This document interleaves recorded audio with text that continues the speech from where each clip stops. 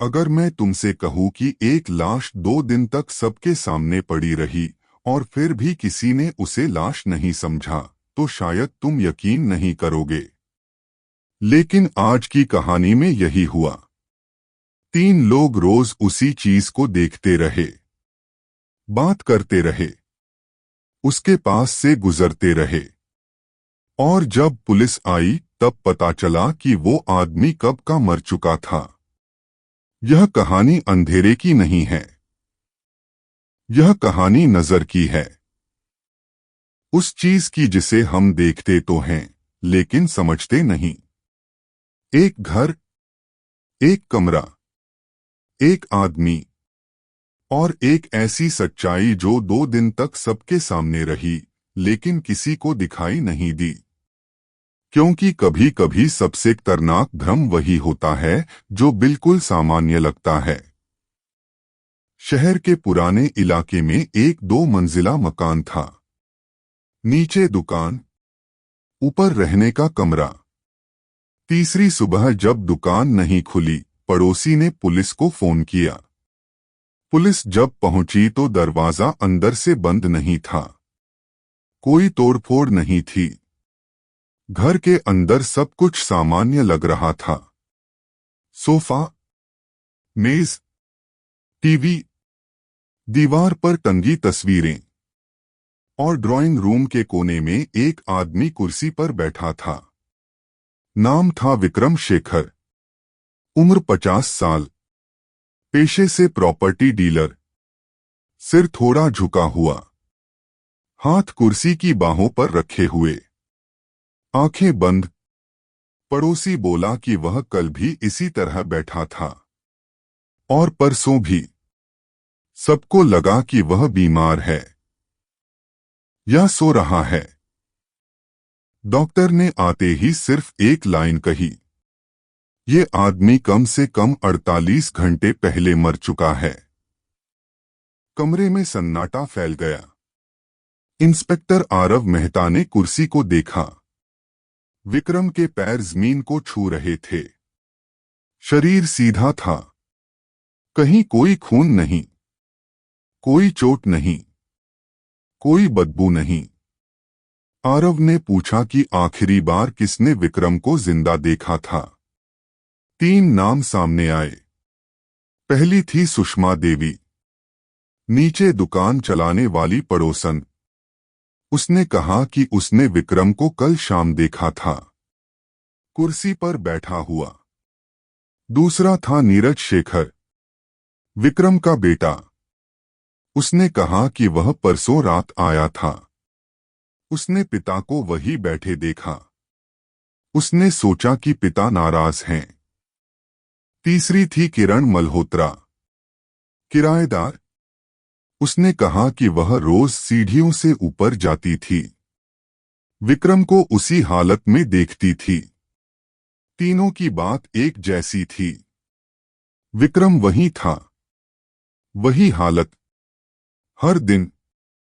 आरव ने बहुत धीरे से कहा कि अगर तीनों सच बोल रहे हैं तो सवाल यह नहीं है कि विक्रम कब मरा। सवाल यह है कि 2 दिन तक कोई उसे मरा हुआ क्यों नहीं समझ पाया। और उसी पल आरव की नजर उस चीज पर गई जिसे सब देख रहे थे, लेकिन कोई समझ नहीं रहा था। आरव मेहता ने कमरे को दोबारा देखा। उसने कुर्सी नहीं देखी। उसने विक्रम को नहीं देखा। उसने देखा कि लोग क्या देख रहे थे, और उससे भी ज्यादा अहम यह कि लोग क्या देखने की उम्मीद कर रहे थे। सुषमा देवी ने कहा कि वह नीचे दुकान पर बैठती थी, ऊपर रोज नजर जाती थी। विक्रम कुर्सी पर बैठा दिखता था, कभी सिर झुका हुआ, कभी आंखें बंद। उसे लगा बुजुर्ग आदमी आराम कर रहा है।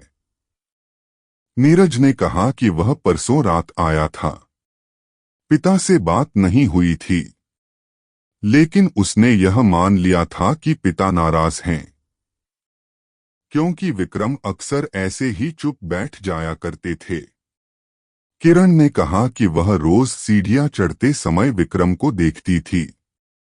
उसने कभी ध्यान नहीं दिया कि वह हिलता नहीं है, क्योंकि उसने कभी यह सोचा ही नहीं कि कोई आदमी कुर्सी पर बैठा हुआ मर भी सकता है। आरव ने नोट किया कि तीनों ने एक ही चीज देखी थी, एक आदमी कुर्सी पर बैठा हुआ, लेकिन तीनों ने उसे अलग अलग तरह से समझा था। आरव ने कुर्सी के पास जाकर जमीन देखी। वहां धूल जमी हुई थी, कुर्सी के पैरों के नीचे भी, लेकिन कुर्सी हिली नहीं थी, कम से कम 2 दिन से।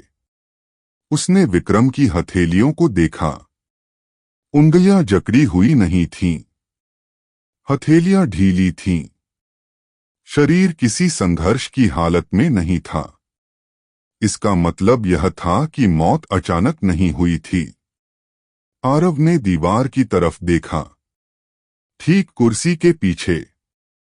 वहां एक पुरानी सी फोटो टंगी थी, विक्रम की, उसी हालत में, कुर्सी पर बैठे हुए, वही सिर झुकाए, वही आंखें बंद। आरव कुछ सेकंड तक उस फोटो को देखता रहा। फिर उसने पूछा कि यह फोटो कब खींची गई थी। नीरज ने कहा कि कई साल पहले। पिता को यह पोज पसंद था। आरव को अब पहली बार हल्का सा शक हुआ। लोगों ने विक्रम को नहीं देखा था, लोगों ने उस तस्वीर को देखा था जो उनके दिमाग में पहले से मौजूद थी। आरव ने कहा कि जब दिमाग को वही मिलता है जिसकी उसे उम्मीद होती है, तो वह सवाल पूछना बंद कर देता है। उसने कुर्सी के पास रखी छोटी मेज को देखा। उस पर एक अखबार रखा था। वही अखबार 2 दिन पुराना था। वही पन्ना खुला हुआ। किसी ने अखबार पलटा नहीं था। किसी ने कुर्सी नहीं छुई थी। किसी ने विक्रम को हिलाया नहीं था, क्योंकि किसी को जरूरत ही नहीं लगी। आरव ने बहुत धीरे से कहा कि यह कत्ल आंखों के सामने हुआ है, लेकिन आंखों से नहीं। और अब असली सवाल यह नहीं था कि विक्रम कैसे मरा। असली सवाल यह था कि विक्रम को उस हालत में किसने बैठाया, क्योंकि मरने के बाद कोई आदमी खुद कुर्सी पर नहीं बैठ सकता। आरव मेहता ने विक्रम की कुर्सी को छुआ नहीं। उसने बस उसके आसपास की चीजों को देखा। वह जानता था कि असली सुराग अक्सर शरीर पर नहीं होते। वे उस जगह पर होते हैं जहां शरीर रखा गया होता है। उसने देखा कि विक्रम का सिर हल्का सा दाईं तरफ झुका हुआ था। यह झुकाव आराम का नहीं था। यह उस तरह का झुकाव होता है जो तब बनता है जब गर्दन अचानक ढीली पड़ जाती है। आरव ने ध्यान दिया कि विक्रम की कमर कुर्सी की पीठ से पूरी तरह लगी हुई थी। अगर कोई आदमी जिंदा बैठा हो तो वह कभी कभी आगे झुकता है, लेकिन विक्रम का शरीर जड़ था, जैसे उसे किसी ने सोच समझकर टिकाया हो। उसने विक्रम के पैरों को देखा। दोनों पैर बराबर जमीन पर टिके हुए थे। अगर विक्रम अचानक गिरा होता तो पैर फैल जाते या कुर्सी खिसकती, लेकिन यहां कुछ भी नहीं हुआ था। आरव ने कमरे की खिड़की देखी। वह खुली हुई थी, लेकिन पर्दा हिला नहीं था। इसका मतलब यह था कि मौत के बाद कमरे में कोई हलचल नहीं हुई थी। आरव ने पूछा कि आखिरी बार कमरे में कौन आया था। नीरज ने कहा कि वह परसों रात आया था। उसने पिता को देखा, बात नहीं की और चला गया। किरण ने कहा कि वह रोज सीढ़ियों से ऊपर जाती थी। उसने कभी अंदर कदम नहीं रखा। सुषमा देवी ने कहा कि वह दुकान बंद करने के बाद ऊपर नहीं जाती थी। तीनों में से कोई भी यह नहीं कह रहा था कि उसने विक्रम को छुआ हो। आरव ने कुर्सी के पीछे रखा छोटा सा फुटस्टूल देखा। वह थोड़ा सा खिसका हुआ था।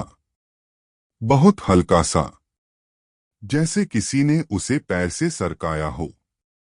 आरव ने कहा कि विक्रम को कुर्सी पर बैठाया गया था मौत के बाद, और यह काम किसी ऐसे इंसान ने किया था जिसे यह डर नहीं था कि वह पकड़ा जाएगा, क्योंकि उसने वही दृश्य बनाया था जिसे सब सामान्य मानेंगे। आरव ने बहुत धीमी आवाज में कहा कि असली भ्रम यही है, जब चीजें इतनी सामान्य दिखें कि दिमाग उन्हें सवाल करने लायक ही न समझे। अब कहानी का एक ही हिस्सा बाकी था। कौन था वह जो विक्रम के मरने के बाद भी उसके साथ बैठा रहा, और जिसने यह तय किया कि 2 दिन तक कोई सवाल नहीं पूछेगा। आरव ने अपनी नोटबुक में एक लाइन लिखी, जिसे लाश से डर नहीं लगा। आरव मेहता ने किसी को सामने बिठाकर सवाल नहीं किए। वह जानता था कि इस केस में डर काम नहीं करेगा, यहां सिर्फ आदत काम करेगी। उसने घर के अंदर बिताए गए समय को दोबारा जोड़ा। किस वक्त कौन कहा था, किसे क्या सामान्य लगा, किसे क्या असामान्य लगा, लेकिन उसने नजरअंदाज कर दिया। नीरज उस रात सिर्फ 5 मिनट के लिए आया था। उसने पिता को देखा और बिना बात किए चला गया। यह दूरी थी, नाराजगी थी, लेकिन यह वह दूरी नहीं थी जो किसी इंसान को लाश के साथ रहने दे। किरण रोज सीढ़ियां चढ़ती थी। वह विक्रम को देखती थी, लेकिन कमरे के अंदर नहीं जाती थी। उसका रिश्ता देखने तक सीमित था, छूने तक नहीं। सुषमा देवी नीचे दुकान में बैठी रहती थी। ऊपर वह सिर्फ झलक देखती थी। उसे लगा बूढ़ा आदमी आराम कर रहा है। उसने कभी यह नहीं सोचा कि उसे हिलाकर देखे, लेकिन एक इंसान था जो इन सब के बीच कहीं टिककर खड़ा था, जो 2 दिन तक उसी कमरे में रहा, उसी हवा में सांस लेता रहा, और उसी कुर्सी के पास से गुजरता रहा। वह इंसान था जो घर का हिस्सा था। आरव ने बहुत शांति से कहा कि जिसने विक्रम को कुर्सी पर बैठाया वह भागा नहीं, वह रुका, क्योंकि भागने से सवाल पैदा होते, रुकने से नहीं। उसने कहा कि जिसने यह दृश्य बनाया उसे भरोसा था कि कोई भी उसे सामान्य समझेगा, क्योंकि उसने वही तस्वीर दोबारा बनाई थी जो सबके दिमाग में पहले से मौजूद थी।